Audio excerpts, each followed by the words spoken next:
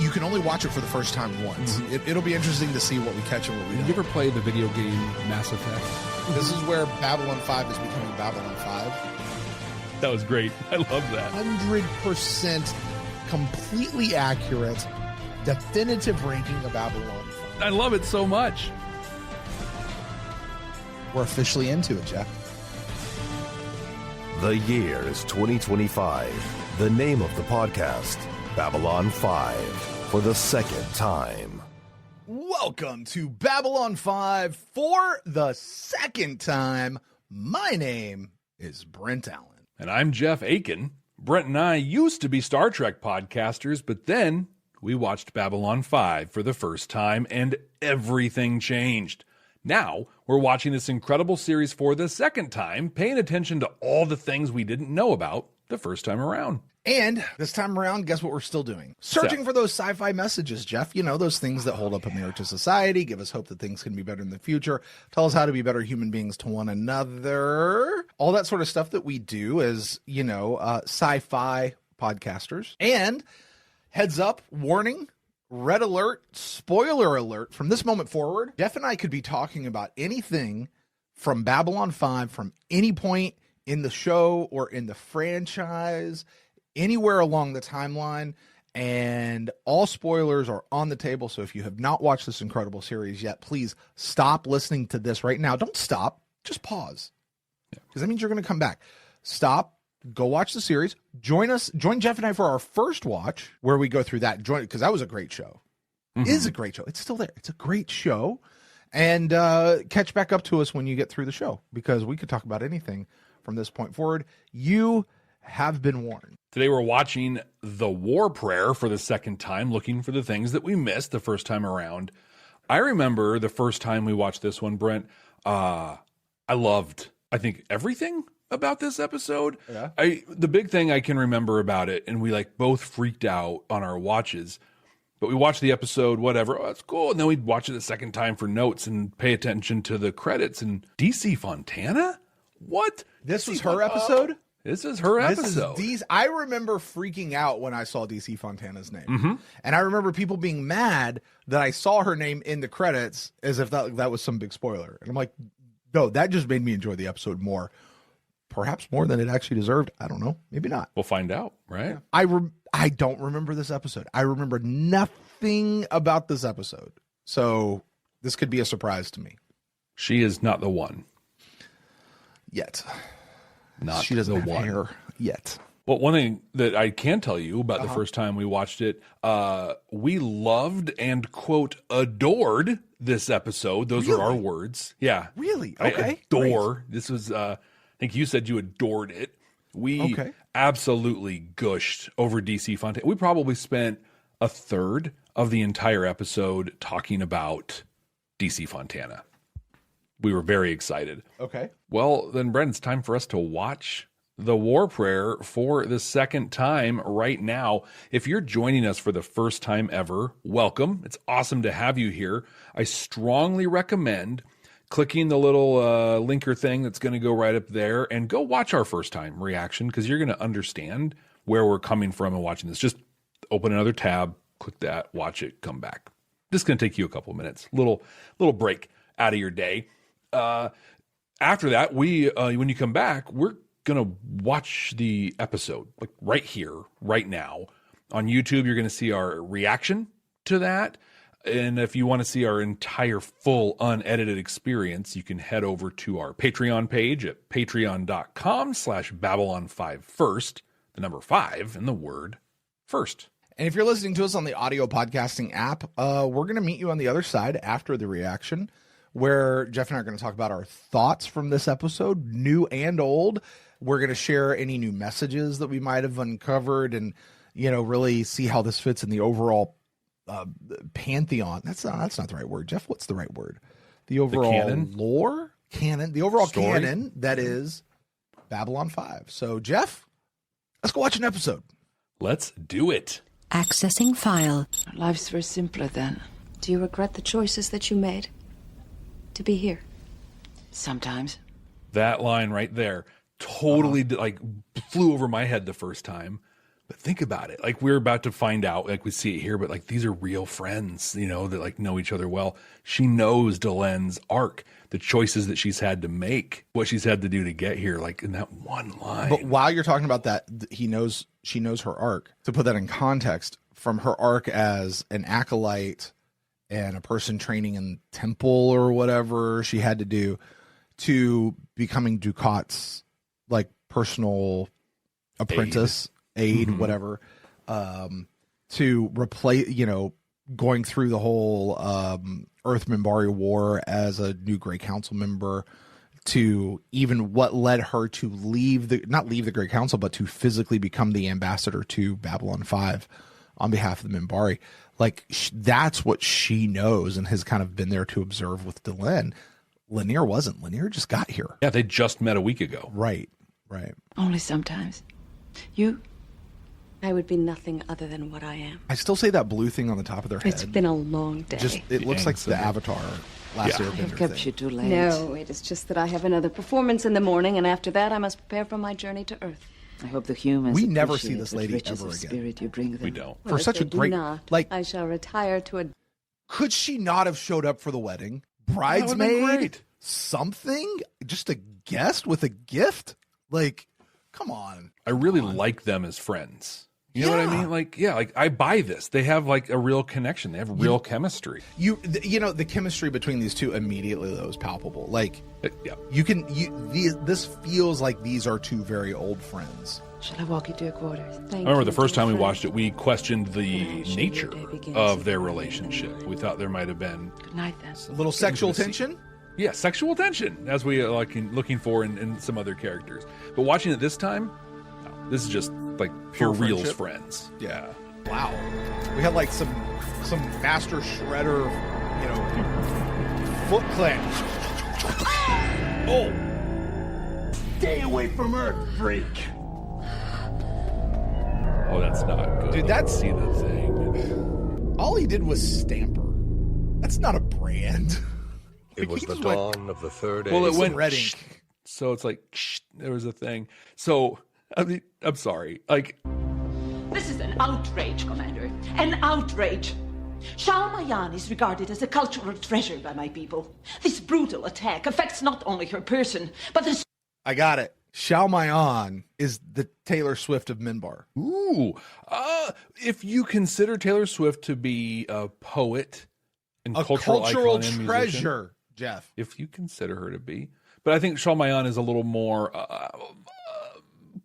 I don't want to say upper crusty than Taylor Swift, but a little more intellectual, than what Taylor Swift produces. And I'm not saying that it's bad. I'm just saying it's different. So she's the Beyonce of Minbar. Ooh, maybe the country artist, Grammy Award-winning country artist, Beyonce. Carrie Underwood of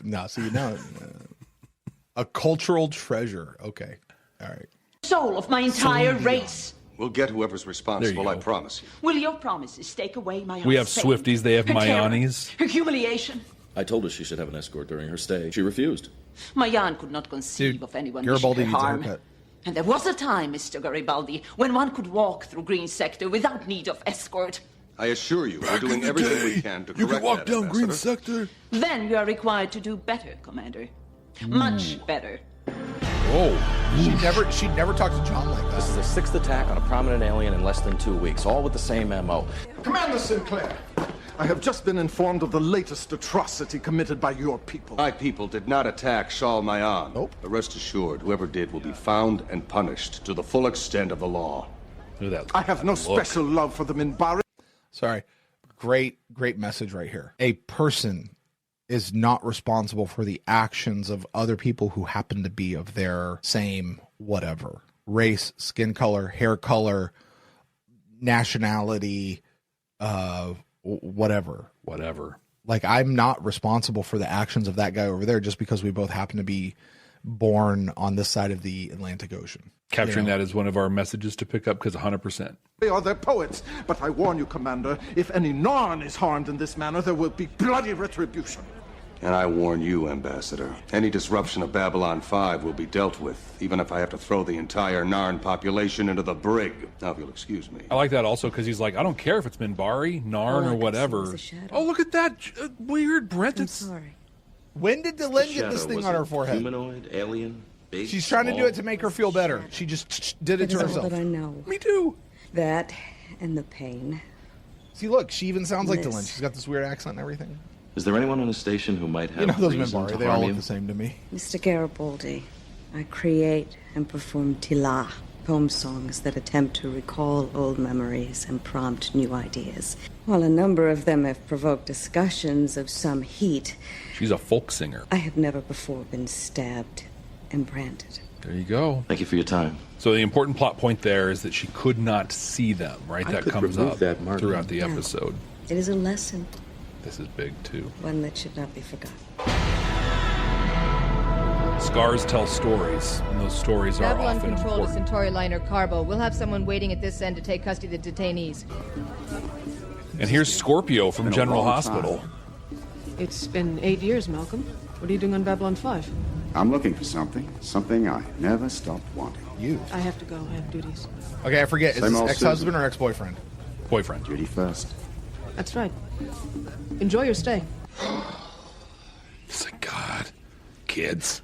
My dear, beautiful children, consider for a moment what you are doing. For 1,000 years, marriages have been arranged among our people. Marriages which meld the noble houses together and keep the fabric of the republic strong. This is how we've always done it. Sometimes So it's how these we should keep marriages doing it. Call for sacrifice, great sacrifice. But we make this sacrifice. I'm going to be that guy. Hold on. Yep, No, we're doing it. absolutely you have to. Absolutely. Here, I'm going to go full screen on this I got thing. it. Nice job. Boom. Here's what I love about the timing of that, too. Yeah. They call for sacrifice, and then we see the three wives, because that's...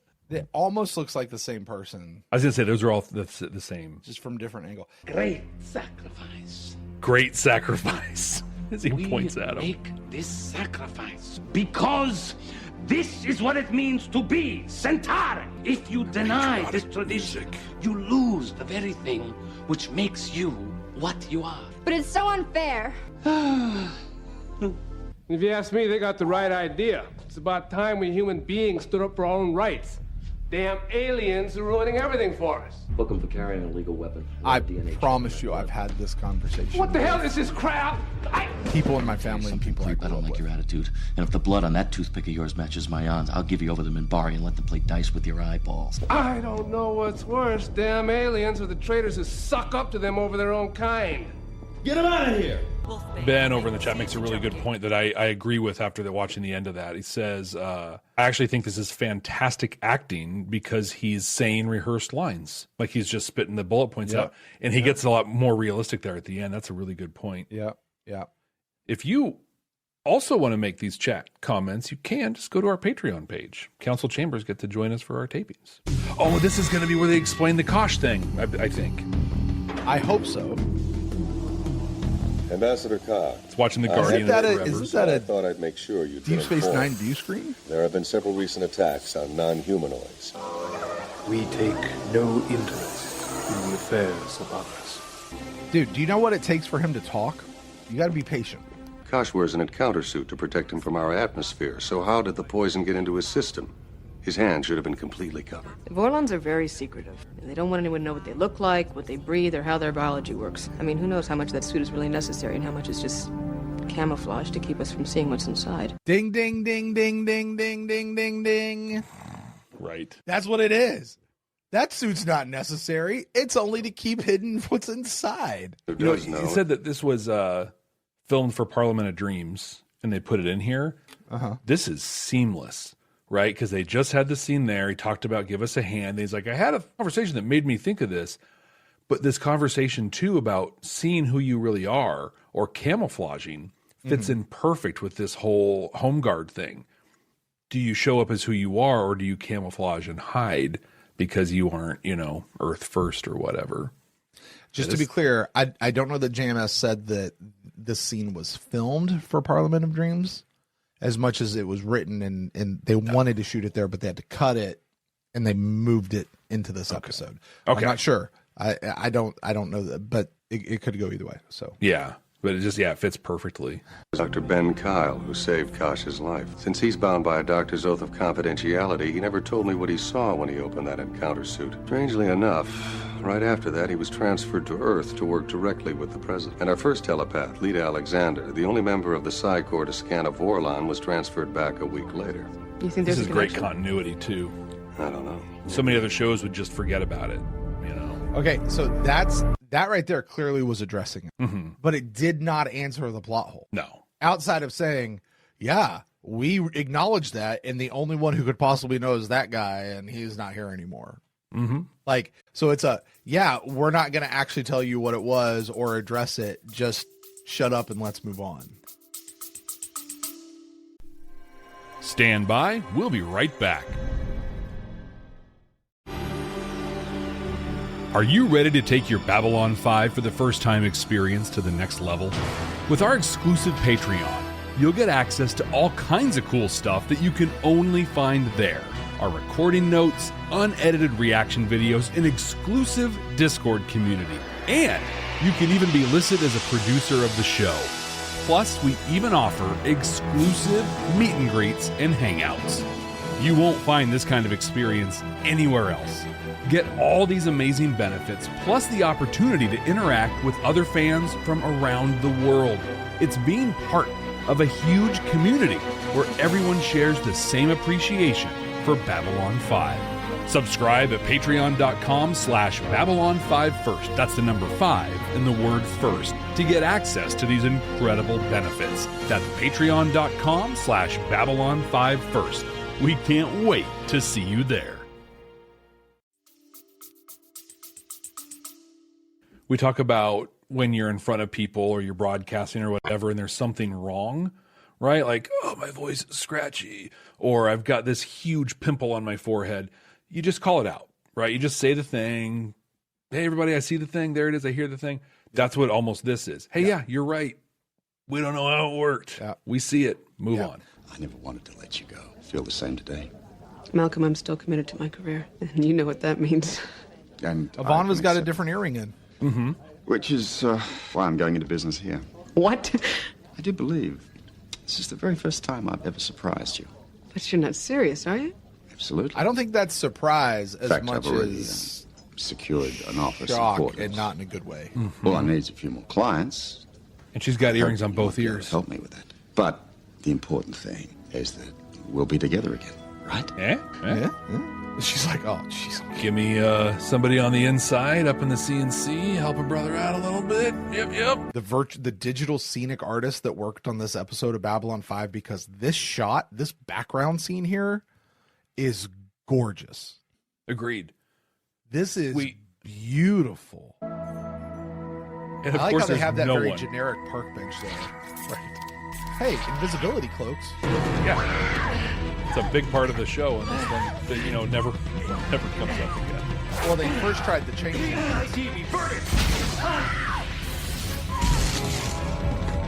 Kieran! Hurry up! Let's get out of here! Medical emergency. Emergency transport. Boy's in a coma. Oh, wrong show. Thoracic wound. PPG at close range. We can no longer stand here it idly is. by I'm as with our Ben peoples here. are slaughtered by I like these when you weave cowardly together your humans. A, B, and We C must plots fight together. back with every means at our disposal. Is there some problem, Ambassador? So I spied a Mark hat there. Problem indeed. 8 non-humans brutally attacked in the space of 2 weeks, and you have yet to make even a single arrest. Jakarta's kind of a jerk, man. I want you out of here, Commander. Now. So much for Babylon 5's highly vaunted justice. Well, an arrest has just been made, Jakar. Starting with a charge of inciting to riot. Right. Or you can go back to your quarters and we'll call it a misunderstanding. Giving you exactly what you asked for. Chetuga, you are here. Yep. You one who hunts. Out of my way. He's supposed to be Drazi. Yeah. He's very weird Drazi. This is what happens, Jeff, when you incite people to us versus them. Exactly. When you relegate people, I say it all the time, when you relegate people to whatever their thing is that describes them, you get this. You know, this is what you get. You know, now, truthfully, this dude kind of maybe deserved to be beat up. I feel like I probably shouldn't say that, but he probably kind of deserved a pop or two. You know, I'm still a little redneck enough that I'm like, yeah, give him a good one. But, I'd say, you know, like, it's not that an innocent man didn't just get beat up. Like, right. Not innocent. Maybe just not guilty. I mean, what did this guy do though? He's entitled to his beliefs, isn't he? Yeah, absolutely. Even if they're bigoted and they're wrong and whatever, he's still entitled to his personal private beliefs. I don't know that he's actually done anything wrong. A weapons charge, I think he said. Yeah, with whatever. I do want to say though, like, there's a second during that scene where I thought to myself, oh my gosh, this is taking forever. Are they stretching? Are they filling time? But I think it's important for it to be long because, like, that's how much emotion there is. Yeah. And Ben, I could not agree more. This is the argument I make so often.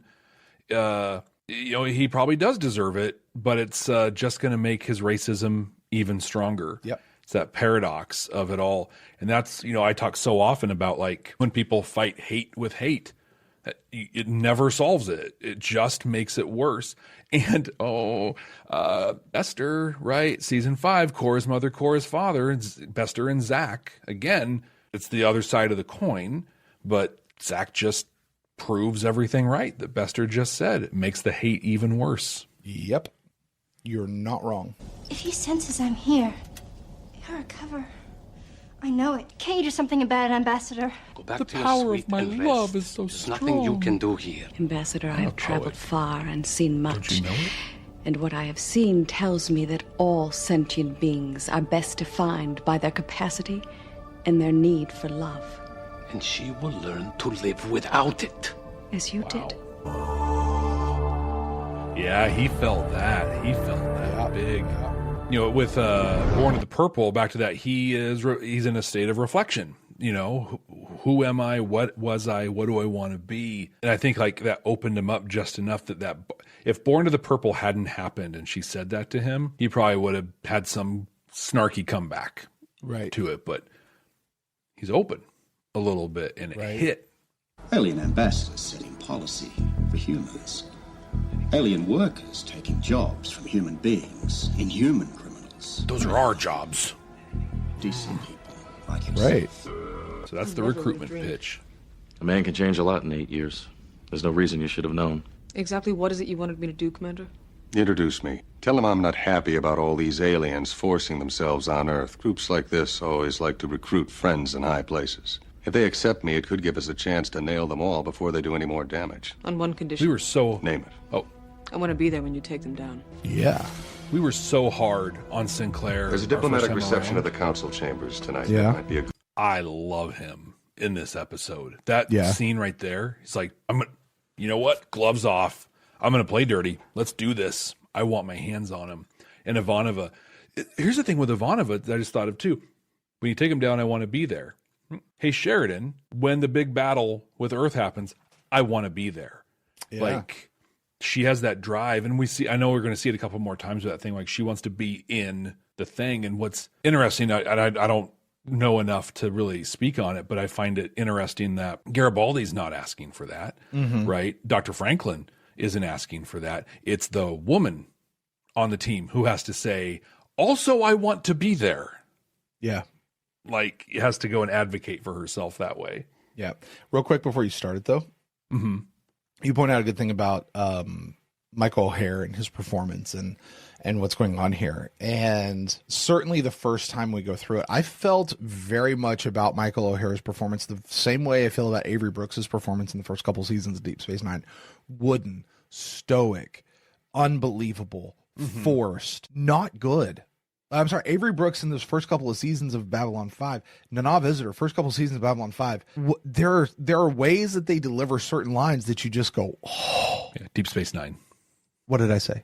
He's at Babylon 5, but that's okay. But I meant you're Deep Space right. Nine. You know what I mean, right? Yeah, totally agree. And so any criticisms I had of Michael O'Hare really felt like they were just in that line of like early season stuff feels very you know. I never felt that way about Patrick Stewart, though. I will tell you that. Yeah. Did feel that way about Michael Dorn a few times. Did feel that way about Marina Sirtis a few times. Anyway, Felt that way every single time about Scott Bakula. Anyway, my point in bringing that up, certainly as harsh as we got on Michael O'Hare, and we even got to a spot we found out about his issue, and we're like, hey, listen, he's going to be off limits. We'll just keep our comments to Jeffrey Sinclair and not worry about that. I will say, what are we in, 7 episodes now? Yeah.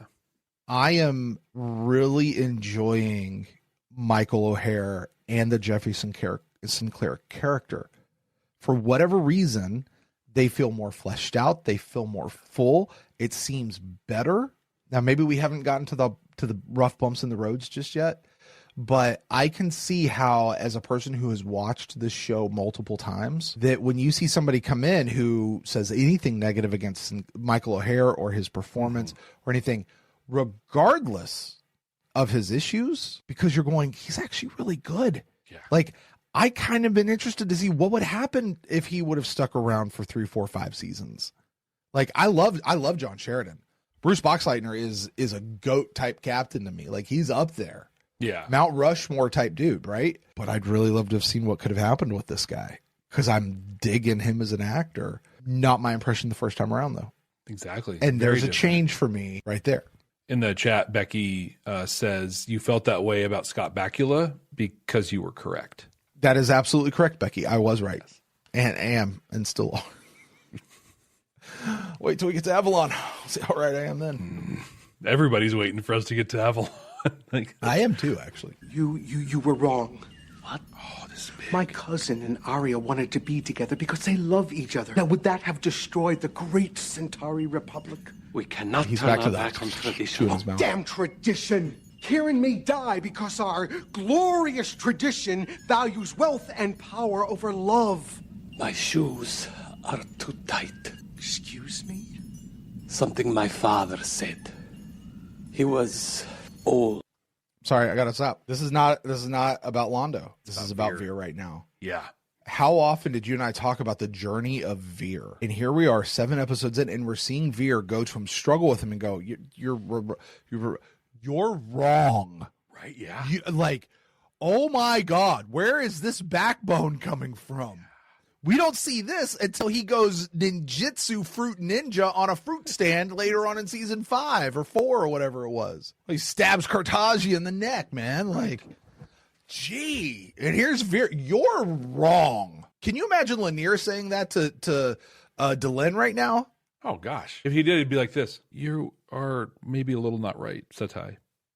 The only one that I could see really say, I could see Ivanova saying that to Sinclair, but you know who could really say it? Oh, Natoth. Natoth.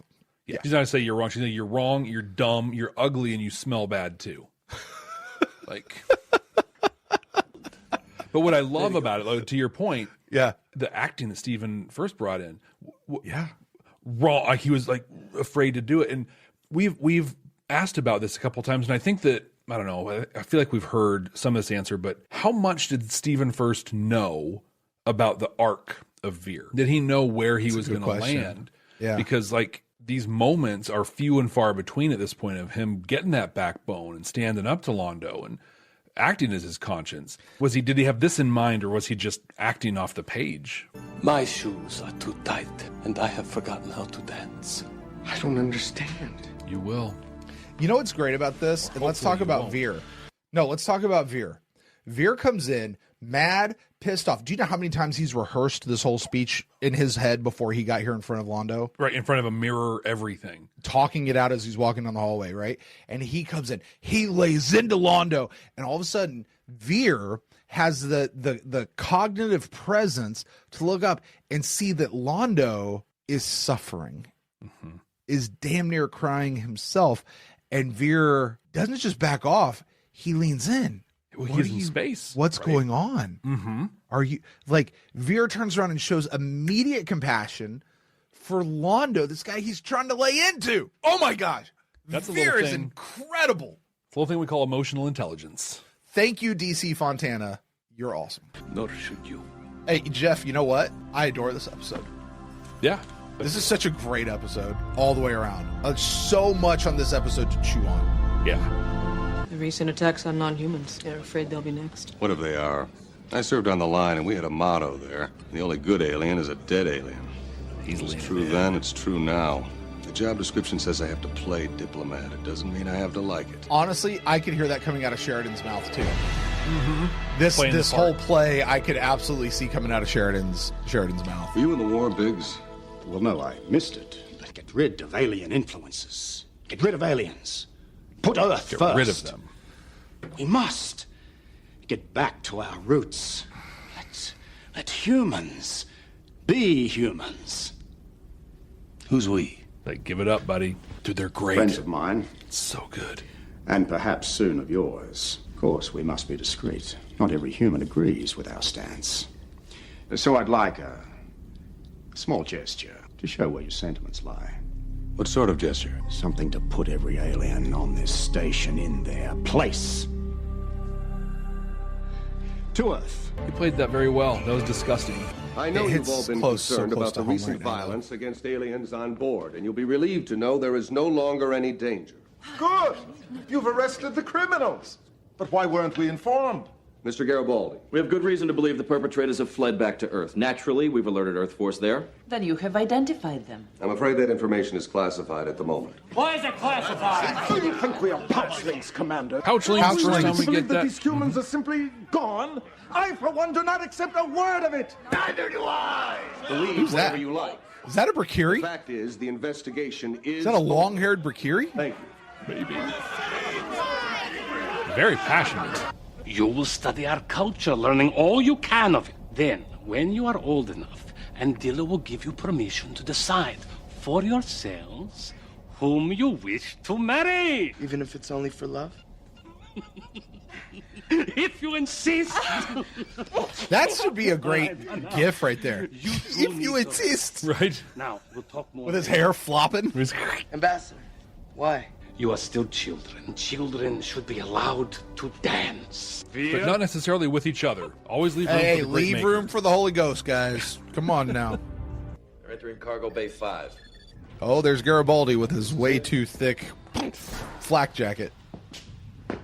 Here's our loyalty test. Dude, they're about to get shanked. That if I'm Sinclair and Ivanova right now, I'm Where are thinking the I'm others? about to get shanked. Already they're here. Commander. Such a lost opportunity with this. Here's a drop. Worth, activate the jammer. Alvarez on scan.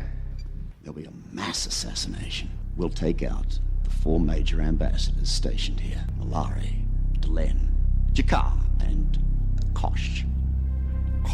Deaths will be a signal to terminate the ambassadors on Earth. But the scale of it, I mean, you would need hundreds of people. Well, as Alvarez said, we got friends everywhere. Cleared out, coming through. Like friends out here in the Zocalo who can watch these What do guys you want running us through to the do? station. Yeah. Get us into the ambassadorial wing and off the station, undetected after we finished. Then there's just one more thing. I call it a little... Time to bring somebody out and tell them to shoot them, right? Yep. Bye. Commander, please. I don't know what these... Shut up! Kill it. No, please. No, Kill it. please. Come on, Kill Jeff. it. You said it yourself. How many good aliens a dead one? Have mercy on me. Okay. That Not was great bad. action. That was the fight, the punch we made fun of the fight. Let me reenact that.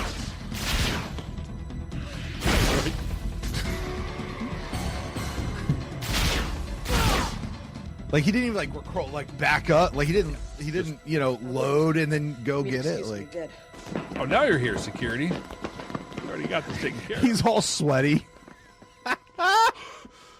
Ivanova and Sinclair haven't even broken a sweat. Like, You all right? they're like shower fresh right now. So the thing that like just me about this scene, it got me the first time, it gets me now, time and again, we have friends everywhere. Yeah. Friends everywhere. Oh, we're a growing movement. We're all this stuff. And literally never again. Right. And I get like, I was really focused on whatever happened to Home Guard. But even here in America, there are multiple gross groups that have done horrible things. So it's not like the one, right? But right. Nothing with the blacklight camouflage ever comes up again. Nothing with we got people in high places. Nothing. I mean, they have people in high places. They have the vice president at this point, right? But he's not Home Guard necessarily. I don't know. I feel like this built things up in a way that Well, let me back off of that a little bit. It built things up in a very specific way that paid off generally, right? All of the things they said happened, but they made it sound like Home Guard has people everywhere and is doing this thing, and it just never came to fruition. But dropping the thread on those camouflage, blacklight camouflage things, that was a fan of dropping the gravity rings. Mm-hmm. They should have kept, like, these should have had something into the future. But I'm okay with dropping the changeling nets. I'm okay with dropping the gravity rings. The invisibility thing is cool though. Yeah, like that could have stayed. Even if it's like, and there's over in our Council of Chambers chat, there's a lot of talk about the effect they used from them coming out was the same one, or similar at least, to what we'll see with the shadows later. So it would have been so cool if there was, even just a mention that there was some shadow tech, like these blacklight camouflage things. Just, it could have been a line somewhere, but leaving it behind was unfortunate. Such great hatred for so little real reason. Seems incomprehensible to me. Human ways are often unfathomable, but in time, one learns to live with them. If one has an exceedingly strong constitution. What kind of a human are you? Decide. Then. This is great. I found many of these people to be more human than you and your kind, but I don't suppose you'd understand that. I don't know you anymore. It's also a very speciesist thing to say, but the sentiment is there. I'm not so sure being human is a compliment. Yeah, it is. Well, yeah, it is. I'm not gonna denigrate humanity or anything like that. That's you're right. The sentiment is there and well noted. So, which I think is great. So anyway, Brent, we just finished watching War Prayer for the second time. What do you got coming off of that? I do adore this episode. Yeah. This is an episode we could chew on for weeks on end as podcasters, especially looking at messages, just messages alone, like forget everything else. But I think what I find myself coming out of this episode, this viewing, is having a greater appreciation for our characters in light of their long-term story arc. Mm-hmm. All right. And we talked about it. Like, we know what happens with Sinclair and where he goes and how everything gets cut short. But this episode made me want to go, well, what if we actually had the other 4 years with Sinclair? What could have happened? Because there's some good stuff happening here, especially being portrayed by Michael O'Hare. Exactly. Right? Watching Londo, we talked about this at the top of the show. Londo, like, this is the episode that makes us care for him. This is the episode that really gets us on his side and makes us be like, yeah, Londo, like, you've seen how crappy that is, and this is the way you should be. The sheer look of giddiness on his face when he's telling those two kids about his cousin and what he's going to be able to do. Oh, man. Like, let's go. And how much this makes the tragedy of Londo Mollari and the subsequent redemption of Londo Mollari mean so much more than it ever would have if this episode did not exist. Because it's this episode that really puts us in that frame of mind with Londo. You know, this is the episode we quoted 100 and episodes later. Times. Yeah, mm-hmm. yeah. You're absolutely right. And then honestly, finally, Veer. Yeah, you know, why watching this whole piece? We talked about it a little bit during the show. Like here is Veer, who goes on an incredible story arc as a character throughout the course of this show, right? And this is the point of the show where he's still very timid and he's very demure and he's very subservient to Londo, and he's kind of goofy and he's playing the video games, and he's not talking right, and his hair is all wispy and weird and all that sort of stuff. And we know where Veer ends up. Yeah. Future emperor of the empire, right? The guy who takes out Cartagia, the guy who assassinates a fruit stand. The guy who runs an underground for Narn, like exactly like that. Veer, the guy who becomes the sole Minbari representative on Babylon 5. Do you know the chutzpah that had to take to stay there? Right, as the Centauri. Yeah, he reopened the mission on Minbar. Like he Yeah. Like really, when you think just the accomplishments he had, but Veer's an incredible guy. And in this episode, we get him standing up to Londo going, Londo, you're wrong. And he's coming at it. But at the same time, we never lost Veer for who he is, because as soon as Londo shows a bit of emotion and a bit of distress, Veer is immediately right there for Londo, even while being mad at him. Like, well, I don't know he was ever mad at him, right? I think that's the thing. I think he's next level in that way. He was mad at the situation and needed to change. And he Londo's didn't appreciate Londo. Yeah, that's fair. I'll go with you on that. I'd say he's mad at him, but I'll buy exactly what you're saying there, Jeff. So this episode, man, really just sets the stage for all of these characters and all of their arcs for where they could go or where they couldn't go. I couldn't give two blips about this jal'Mayan outside to say, I'm actually really sad we never see her again. Yeah. I would love to see more of her and Delenn together in the same room, right? I would love to dive into that piece of the relationship even more. Mm-hmm. But it never happens, and that's okay. That's what I'm really leaving this episode with. And oh my gosh, I mean, you talk about messages. We'll get to that spot in a minute, but I mean, this episode's just chock full. And what else would you expect from a DC Fontana written episode? Jeff, how about you, my friend? Same. It's such a, we've really enjoyed a lot of the episodes so far. I think about, Minute on the Firing Line, Parliament of Dreams. They were great, but this episode, and there was a question, I think it was Katerina in the chat early on. I could be wrong. Could have been somebody else. I don't feel like scrolling up to look, but who said, did we love this episode the first time because DC Fontana wrote it? Like, was that the thing that pushed us over? No. We love this episode because most of the directing was incredible. I think all the acting actually was really great. The writing was, everything was firing on all cylinders. The 6 episodes before were episodes. This was a moment, right? Like this is.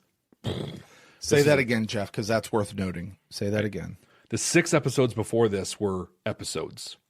This was a moment. Flip that. I even did the hand that's thing for them. That's great. That's great, Jeff.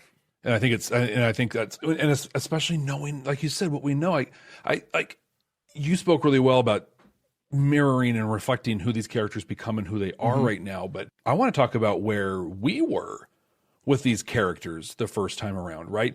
We were enjoying G'Kar. You made a comment when we watched this the first time of, I've seen 5 different G'Kars so far. The only reason it hasn't been 7 is because he wasn't in 2 episodes. Right. He's different every time. It turns out he's just super complex, right? Like there's a lot to him. With Sinclair, I mean, he was dog food to us, Oh, this is wooden. It's horrible. It's I can't believe this. I loved everything he did in this episode. It was great. And the way he did it. Exactly. Just the facial expressions, his body language, except for the punch. That was bad. That was really bad. My favorite moment of him in this episode, it's when he's pretending, right? And the one lady comes to him and he's talking to her, he's just trying to get rid of her, and he goes to walk away and she talks again and he just goes like you just see this this air that he's putting. Oh, it's so good. And he's doing it as a performance for dude who's sitting over there hanging out with Ivanova. Like, oh my gosh, good stuff. I think about us and Veer. We thought Veer at this point was a punchline. Mm-hmm. And it's like the stuff, it was all there. It was all there for us to see and experience. And I mean, it's not that we missed it. We were looking at the things that we were supposed to be looking at and feeling. We had the seeds planted that were supposed to be there, but now seeing it's just like, this is a masterpiece. I want to say this. I don't think we loved this episode, or at least speaking now in this moment. I don't know about before. I don't think I loved this episode because DC Fontana wrote it. I love this episode because of what DC Fontana wrote. Okay. You see what I'm saying? I get that. Mm-hmm. And she did what DC Fontana does best. You know what I mean? Like, it's not just because she wrote it. No, it's because she does what she does really, really well. And I like what she does. Like, DC Fontana's had, I would imagine, I can't say that I'm off the top of my head can name her entire script writing credits, but I'd imagine she's got a few out there that aren't the best. Yeah, probably. Probably. odds are, they're not the best. But this one, top notch, man. Top notch. This is the kind of stuff I want from my sci-fi, are episodes like this. Yeah. You know, I really do. This is a part of what makes sci-fi work, not Star Trek, sci-fi. You know, Ben in the chat talks about this being the template for an outside writer to come in and write a standalone that fits in with a larger arc. He goes on to say, if things had gone a little differently behind the scenes, this could have been more of a norm for B5, and JMS wouldn't have had to carry the load all by himself. But I also think about the people who've written episodes, and, you know, the ones that stand out, this one, Day of the Dead, despite that writer's stuff, but they're in a different level, right, of skill. Not that the other writers were bad, but this is just literally a different level of writer, and it just shows so clearly. Well, Jeff, I think with that, let's do the thing. Let's at least run through it where we talk about those messages. Did you pick up anything new this time? I don't remember what we said last time, but what jumped out to you as what was really important for you coming out of this episode? We picked up a lot the first time around. I have shared, I go back and look at the deltas that we scored in the first season. We did deltas for message and how much we liked it. And we both scored it separately. Both of us gave this 5 deltas, and we made the statement that if we had 6 deltas to give, this would get 6 deltas. Mm-hmm. And so, I mean, we talked extensively about the messages, but I think the 2 things that really stood out to me in this one was when Shalmayan says, no, keep the thing there. It's a message, right? And it is that scars have stories, and often those stories matter, like, and that's just not a physical thing. That's inside of us as well. We go through really bad things, and going through those bad things can lead to better things. And that was the hope of Shalmayan that she brought. I thought it was that was really, really subtle, but really well done. And then just this overall thing with Londo, right? And then it came to fruition for me with Veer. And Londo was kind of coming from this place of, well, this is how it is. Yeah. Duh. Like, this is just what we do. Yeah, it sucks, but it sucks for all of us. So just shut up and do it. Yeah. Eat your soup, kid. Just come on. But then in that scene between him and Veer, when Veer's standing up to him, it hit me how change happens so slowly, right? It's intergenerational, right? And it's incremental that happens. Londo can see it. Well, Londo's dad saw it at the end. Yeah. Oh, I missed it. Londo is seeing it now, not quite at the end, but he's seeing it at a time where he doesn't feel like he can do anything about it. Veer can see it, he can say it, but now he has to push against the Londos of the world. Imagine the next generation, and how things change. And so I think we've talked a lot about being the change. If you want to see something different, be that thing. But I think we also have to understand that sometimes it's going to take a long time. Yeah. And I think that's one of the stories underneath of Babylon 5 as a whole. There's growth, there's change, but at the end it changes. Like, yeah, you move in that direction. So those are some things that really stood out to me. What stood out for you? To me, there's the one message that I think I keep coming back to more and more these days. And this isn't recent to the last couple of weeks. I've been on this train for years, Jeff. If you guys have been following me for multiple podcasts across multiple planes, this is a theme that I see, that I pick up on, and I instantly recognize it. This whole idea of when you take someone's humanity away from them, when you take their individualism away from them, when you lump people together and all of a sudden they become a thing and they're not people anymore, it becomes easy to hate them. I think of the words from the wizard in the movie Wicked and the play Wicked, perhaps even the book Wicked. If you don't want a spoiler, skip ahead about 30 seconds in 3, 2, 1. He says the fastest way to bring people together is what? Give them a common enemy. Yep. And when you give people a common enemy, those people out there are out to destroy your lives. Those people over there are out to get you. Those people over there. And when you find one of those people over there, regardless of who that person is or what's going on with that individual, well, you're a part of that group over there, so you're guilty by association. It is not something we can or should do, and it's not fair when that happens, you know? I think of the awful, awful things that were done in this own country shortly after the 9/11 attacks over 13 years ago. I think of the awful, awful things that were done to to anyone of Asian descent, right? Whether they were born here or not, just because of the way they looked during the coronavirus outbreaks, particularly over on the West Coast, which is really where we heard it most. I didn't see a ton of it over here, but you know, the stories I heard were really from out there. Yeah. I think of situations even now. It's those people over there. And when you let that divide us, when you let those become the things that strip humanity away from individuals, you stop seeing the person, to the point that what did the schmuck say about Fish Lady?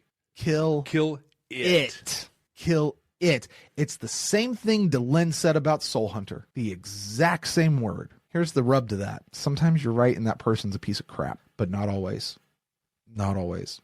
But Sinclair said, to your point, that person is a piece of crap, not those people. Right. That person. Right. Listen, just because I have brown hair and that person over there who has brown hair did something really bad does not mean that I'm responsible for what they did, and you shouldn't hold it against me. Just because I have brown hair doesn't mean that it's my responsibility to go keep everybody else who has brown hair in line either, you know? Now, I also believe that I have an individual responsibility, that if I have a bit of influence that maybe my brown hair gives me, or maybe it doesn't, that maybe I can say something, then I should, but it doesn't make me responsible. It's what I call the Peter Parker principle of privilege. Say it, Jeff. With great privilege comes great responsibility. Right. That being said, lady, Shalmayan, not Delenn here over my shoulder. Correct. That's Shalmayan over your shoulder. Says this: the power of love can turn the tide, and it can ease the grief. Gosh, what greatness. All sentient beings, and this I'll end on this one. All sentient beings, Jeff, are defined by their capacity and need for love. Yeah. What makes Londo a complete jackass, Jeff? When he exhibits no need for love. What melts Londo and makes him somebody that we absolutely love and somebody that we pull for? Yeah. Falling in love. Adira. These kids. When he turns into Uncle Londo, you know what I mean? Like, right? That's Uncle. Yeah. And he's got that smile, and and his heart is bursting full. Right? Man. Our glorious tradition values wealth and power over love, and Londo said just episodes ago, it's this mask I wear. Right? Good stuff. So much good stuff in this episode, Jeff. Yeah. And then all of the stuff we talked about the first time also on top of it. It's endless. I'm curious, though. Yeah. If, because another thing we did last time is we ranked these episodes, right? And and that was the 100% objectively correct ranking of the episodes in the first season of Babylon 5. And so now that we're watching it the second time, we are this time creating the objectively correct, immutable, the definitive ranking of the first season episodes of Babylon 5. Top 5, we have 6 episodes on there so far, but our top 5, we've got Infection in number 5, Mind War at 4, Midnight on the Firing Line, Born to the Purple, and the number 1 is Parliament of Dreams. Brent, you get to do it this week. Where are you putting the War Prayer? Well, I mean, unfortunately, Jeff, or maybe fortunately, this episode is rightly going to push Infection out of the top 5. That's a spot where Infection belongs nowhere near. But this one's really easy to me, Jeff. This is the best episode of the season we've seen so far. Across the board. Acting, direction, writing, messaging, everything about it. Like this episode really, this isn't the first time we've seen a bunch of stuff but this is the first time we've seen it done to this level. That something is this show. This isn't some deep space franchise. This show is about something. Exactly. You know what I mean? So yeah, this is our new #1 episode, man. You made the right choice. That does it for the War Prayer for the second time. Next week, Brent, we're watching And the Sky Full of Stars. Mm-hmm. Do you remember what you predicted for this one? I don't, but I did look it up. I said basically like war comes to Babylon 5, like the night sky would be full of ships and they all look like stars or something like that. Or I said it would be some poetic thing, like I used Indiana Jones and the Last Crusade with the dad when he's like quoting Charlemagne or whatever, talking about the birds and everything. So yeah, I gave it that very nondescript thing. Do you remember what you said, Jeff? I do. And I was pretty nondescript as well. I was like, some aliens are going to come on board and either they're going to be in awe of stuff on Babylon 5 or they're going to feel like Babylon 5 should be in awe of them, but they're going to see either way like they're full of stars. Back when I had very, very general predictions. Still didn't get them very right very often at all. But we're going to see exactly what it was about right here when we watch And the Sky Full of Stars for the second time. So we'll see you here when we do that. Thanks for joining us for this conversation, this discussion. If you haven't already, please subscribe wherever you are watching this, wherever you are listening to it. In fact, subscribe where you are watching it and where you can listen to it. No harm in having multiple subscriptions, right?